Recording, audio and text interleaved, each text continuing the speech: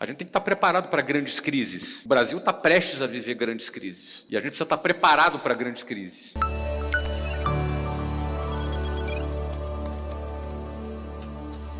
Principalmente, Marçal, num país em que a gestão política do país, ela não é responsável do ponto de vista fiscal. Nós, por exemplo, esse ano no Brasil vai ter tá com um déficit aí de 1,3 trilhão de real. Déficit é o quê? É prejuízo. Ou seja, faturou muito e gastou 1 trilhão a mais, 1,3 trilhão a mais do que faturou. E aí, para poder pagar essa conta, emite títulos. Sabe o Tesouro Direto? É isso, você emite um papel. Esse papel paga juros. Esse juros chama Selic. É aqueles juros que paga a remuneração do teu Tesouro Direto, por exemplo. Agora, quanto mais deve, quem compra um Tesouro Selic, por exemplo, um Tesouro Direto, por exemplo, está emprestando dinheiro para o Brasil. Então, quando você empresta dinheiro para o Brasil, ou para qualquer outra pessoa, tu fica preocupado. Será que esse cara vai ter capacidade de te pagar depois? Ele disse que vai te pagar daqui a 5 anos, com 10, 12, 13%, o que for, de juros ao ano. Será que ele vai ter capacidade de pagar? Então, quanto mais o investidor desconfia da capacidade do governo honrar com aquele papel, menos ele compra. E quanto menos ele compra, mais o dólar sobe. E aí, quanto mais o dólar sobe, para o governo continuar atraindo investidores, ele faz o quê? Ele aumenta os juros. Ó, eu te pago mais, vem aí, eu te pago mais. Tem mais risco, mas eu te pago mais. Aí, na medida em que o juros sobe, a inflação sobe, o dólar sobe, a população enfraquece. Qual é a origem disso? Gasto do governo. Que gera desconfiança. Gostou da aula ou não? Massa, né? Gera desconfiança, né?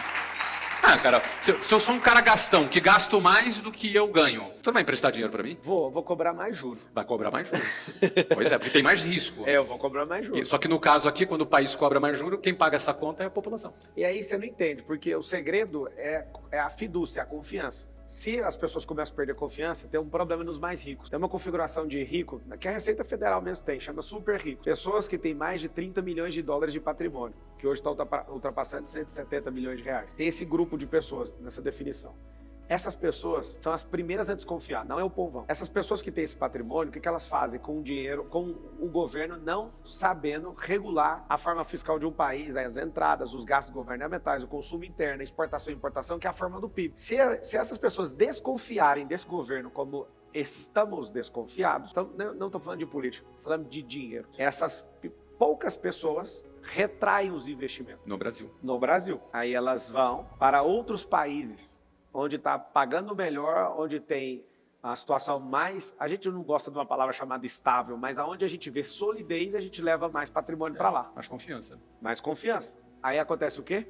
Se esse grupo para de confiar no país, o segundo grupo, que é um grupo que não tem esse tanto de patrimônio, mas tem que produzir, ter o dinheiro no caixa o tempo inteiro, eles já sentem a nossa desconfiança. Aí eles param de confiar e desanimam. Você não está entendendo o que é uma crise de confiança.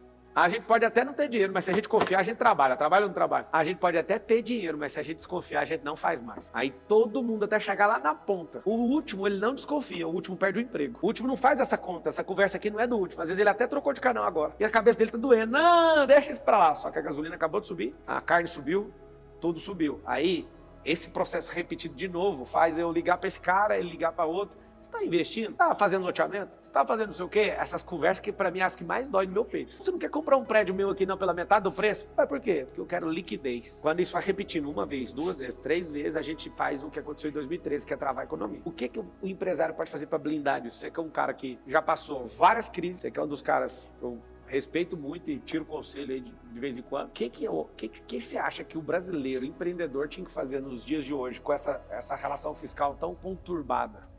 Olha só, Marcelo, eu comecei a minha vida trabalhando em 1991. Em 1991, comecei a vender curso de inglês. Sem falar inglês. Hoje eu falo inglês. Mas naquele dia você fala. Naquela época eu não falava isso. Mas em 1991 comecei a vender curso de inglês. E só para contextualizar, os mais antigos aqui, quem lembra do Plano Collor aqui? Que são os velhinhos aqui, os cabeça branca como eu aqui, né? Isso. Lembra?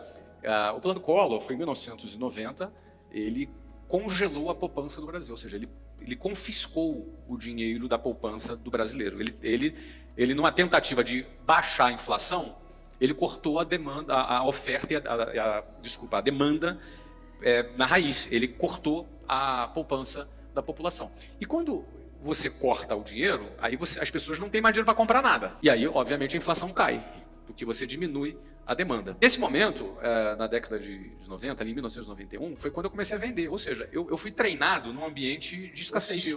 Porque não tinha dinheiro. Imagina, tomaram o dinheiro de todo mundo. Pronto, agora eu vou começar a vender meu produto. Foi assim, minha carreira de vendedor começou quando todo mundo teve o seu dinheiro confiscado. Não é? Então, ou seja, eu fui treinado num ambiente onde não tinha excesso, a gente tinha escassez. Depois, a gente teve inflação de 86% ao mês. Ou seja, o Brasil vivia uma situação muito pior do que a Argentina atualmente. Muito parecida com a Venezuela. Não chegou a ser Venezuela, mas era parecido, era do caminho, mas muito perto. Com inflação de 86% ao mês. Os preços nos supermercados eram trocados 2 vezes por dia. Eu comecei a ser treinado aí. Então, passei por isso. Depois veio o plano real, depois veio as várias crises, a recessão da época da Dilma, quando houve impeachment, eu passei por tudo isso. Em todos esses meses, Marçal, eu cresci. Todos, sem exceção. Todos. 91, todos eles eu cresci. Mas o ponto aqui é o seguinte, que eu quero dizer o seguinte, que eu cheguei na tua pergunta. A pergunta é o como, né? Tarará. Então, como é que a gente faz nesse momento para crescer? É preciso estar conectado com a economia real. A economia real não é o mercado financeiro. A gente pode estar no mercado. Aí eu saio do equity, deixo o equity de lado e vou aqui para o negócio raiz. O negócio raiz é a economia real. Na economia real tem alguns valores, alguns pilares para a gente ser bem sucedido nela. Tudo começa aqui, na cabeça. Como a gente pensa, nossa forma de pensar, nossa mentalidade. Então, se eu sou um cara vitimista, eu vou sucumbir e vou naufragar no meio da crise. A gente tem que estar preparado para grandes crises. O Brasil está prestes a viver grandes crises. E a gente precisa estar preparado para grandes crises. Durante a crise, o dinheiro muda de mão. Durante a crise, algumas pessoas aproveitam a oportunidade da crise. Algumas pessoas vão ficar se lamentando durante a crise, outras pessoas vão aproveitar durante a crise. Percebe? Então, a mentalidade, a tua maneira de pensar, a tua forma de você se posicionar como alguém que vai passar pela crise liderando e não sendo atropelado por ela, em primeiro lugar, é a mentalidade. Então, por que eu cresci de 1991 até hoje? Todos os anos até hoje, eu fui melhor num ano que o ano anterior. Eu tive mais patrimônio no ano que no ano anterior. Eu vendi mais num ano do que no ano anterior. Por quê? Primeira coisa, mentalidade. É preciso ter uma mente blindada, uma mente que lidera, uma mente que governa, uma mente que esteja protagonizando em vez de se vitimizando. Primeiro ponto. Segundo ponto, você precisa ter ferramenta. Uma ferramenta básica é vendas. Eu bato e martelo nisso. Quando você domina vendas, e aí vendas de diversos formatos, inclusive nas redes sociais, inclusive na internet, porta a porta que seja, liderando equipes de vendas, liderando o time de vendas. Ou seja, vendas é a ferramenta que traz dinheiro do mercado para dentro do seu negócio. Então, eu sempre foquei em vendas. 90% do meu tempo nos meus negócios são direcionados para vendas, para geração de receita. Quando você domina essas ferramentas para você vender, não tem crise. Vai ter crise para outras pessoas, para você não vai ter.